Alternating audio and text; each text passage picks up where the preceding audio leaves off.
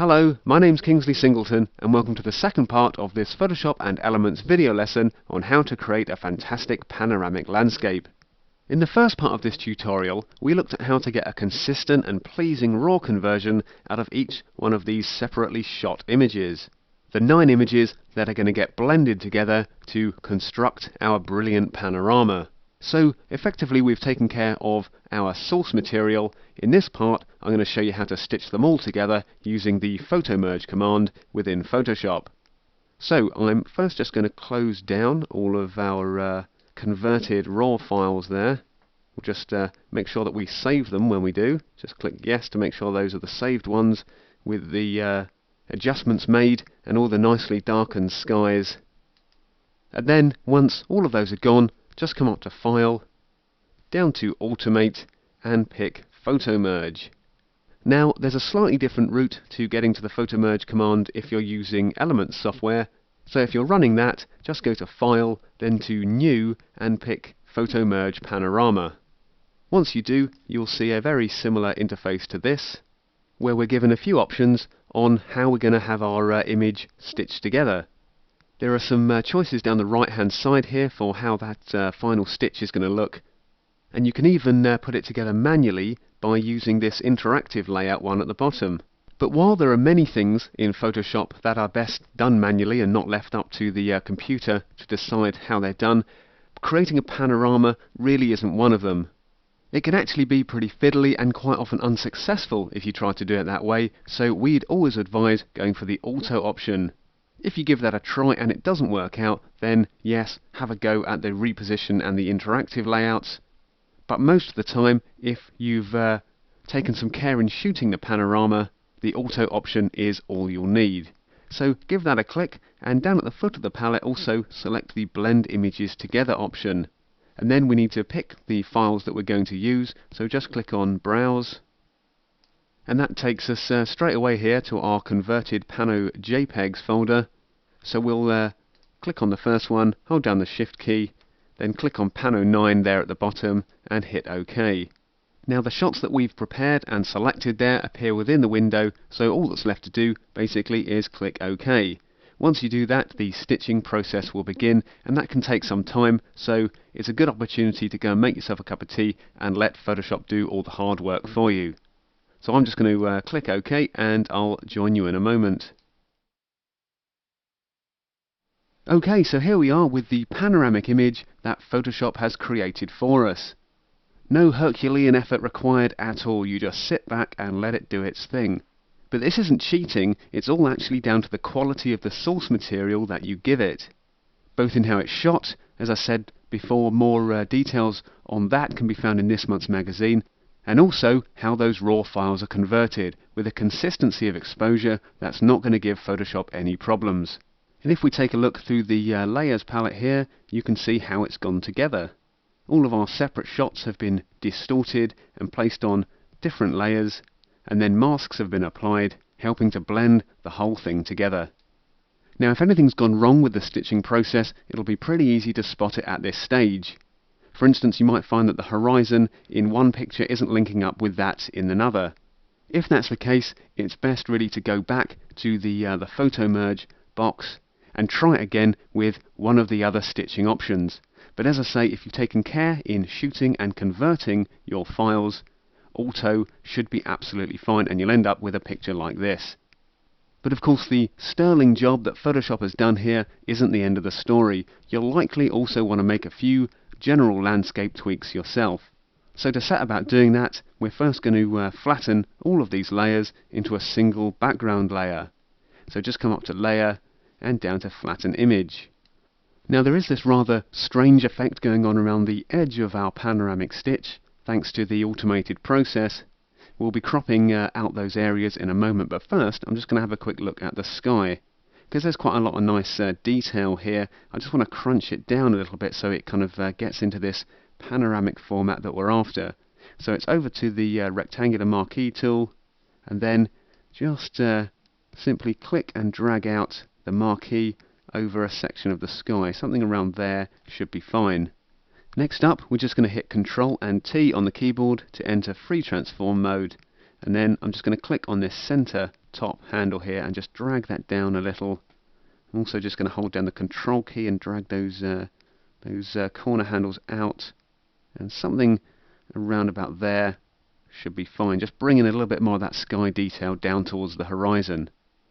Hit return or click the tick either underneath the cropping marquee or up here in the options bar, and then come up to select and down to deselect, or hit Ctrl and D on the keyboard.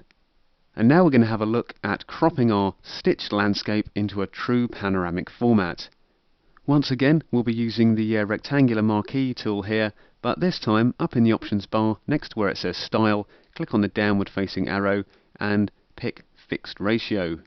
Now that'll activate these two boxes to the right hand side, and in width we're going to enter 16 and height we're going to choose 9, just giving us a traditional sort of widescreen format there.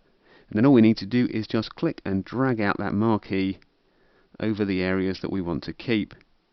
Something around about there should do fine, and if you want to reposition it, just click within the marquee itself and you can drag it around and place it wherever you want. That's kind of looking okay to me. We have got this kind of bottom right hand corner where there's still some white at the background, but we'll sort that in a moment using the clone stamp tool. So to make our crop, just come up to image and straight down to crop. Give that a click and we'll lose all of those areas around the outside. And then it's Ctrl and D on the keyboard once more to get rid of those marching ants. So that's our cropping done, and before we go on I'm just going to reset the style there back up to normal, otherwise any marquee we drag out will be restricted to that ratio. The next thing we're going to do is use the clone stamp tool over here in the toolbox. Just give that a click and we're going to use it to take care of this little bit of white background that's still showing, and also have a bit of a hoover around the image, just picking up the pieces of trash that rather irresponsible people have left around, making our landscape look rather untidy. So let's deal with this bottom right area first. We'll increase the brush size to 500 pixels, leave that hardness set at 0, and then I'm just going to zoom in a bit into that corner, and using the Alt key on the keyboard just select a kind of a clean area of the landscape, and all we do then is we just paint over that corner there, just getting rid of any trace of that white. And while we're zoomed in, just holding down the spacebar to bring up the hand tool where we can click and drag our way around the image, we can just reduce that brush size, just using the left square bracket key there to drop it down to about 100 pixels. Once again, holding the Alt key down, clicking on a clean area of the landscape and just painting over any little areas where people have left their lunch or this soft drink here. We'll just sample a clean area and paint it away. So that's looking much nicer now. Now we can just give the image a little bit of a pep up in terms of contrast. Once again coming back to the rectangular marquee tool, and this time I'm just going to drag that out over the sky there. Something around there should be fine, and then I'm going to want to feather the edge of this selection, so it's up to select, down to refine edge, and with our red mask selected there we can see what's going on, so I'm just going to move that feathering slider up to 250 pixels. That looks okay. I'm just going to bring that down a little bit further though, just using the contract and expand slider. Somewhere around there looks pretty good. Click OK to set that up, to set up that feathering, I should say. And then coming over to the layers palette here, I'm just going to click on the add adjustment layer icon, pick levels, and then just move this middle slider, the gamma slider, just over to the right a little bit more, just darkening that sky a touch more there. Click OK when you've done that, and then I'm going to do something very similar for the rest of the landscape, just dragging it out over there with the rectangular marquee tool, back up to select and down to refine edge, once again using 250 pixels. Set that contract expand slider back to 0, click OK, and once again click that add adjustment layer icon, back up to levels. As you can see, working with an image this size gives Photoshop a few headaches depending on the speed of your PC. So now we're just going to drag that white point slider in a little just to meet the end of the chart there, We'll also drag that gamma slider just a touch over to the right, just kind of giving us a little bit more contrast in there. Click OK. And the final things we're going to do are just add a subtle warming up effect using the photo filter, and also apply a bit of sharpness over the whole image.